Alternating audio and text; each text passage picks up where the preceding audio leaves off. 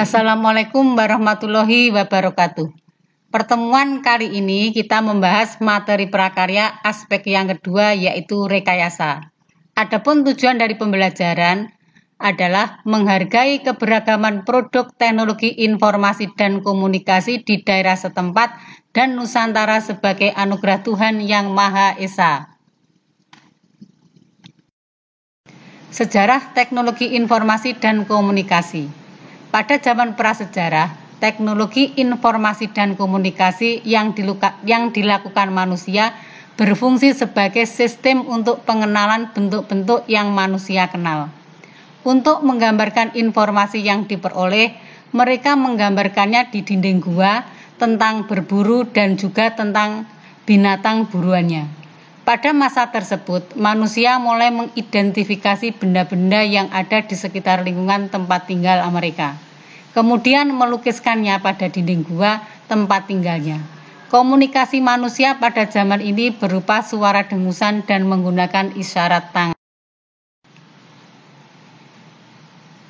Pada zaman sejarah, mulai diciptakan dan digunakan alat-alat yang menghasilkan bunyi dan isyarat, seperti gendang, terompet yang terbuat dari tanduk binatang, dan isyarat asap sebagai alat pemberi tanda peringatan terhadap adanya bahaya.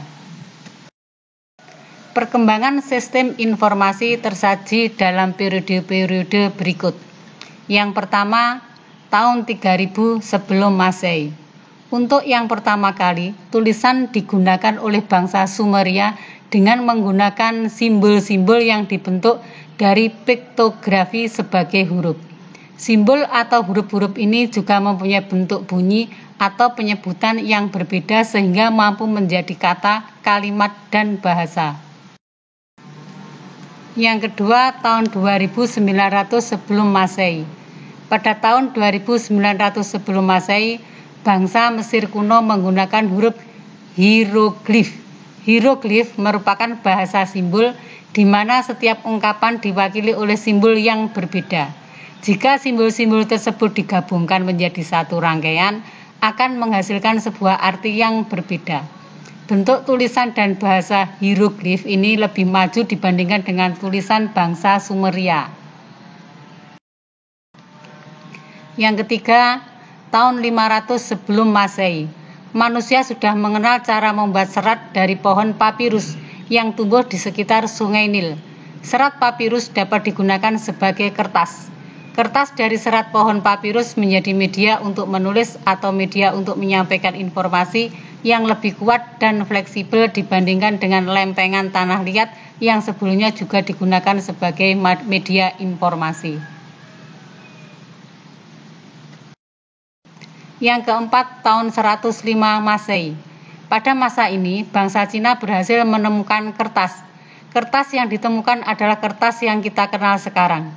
Kertas ini dibuat dari serat bambu yang dihaluskan, disaring, dicuci, kemudian diratakan dan dikeringkan. Penemuan ini juga memungkinkan sistem pencetakan yang dilakukan dengan menggunakan blok kayu yang ditoreh dan dilumuri dengan tinta. Sistem ini sekarang dikenal dengan istilah sistem cap.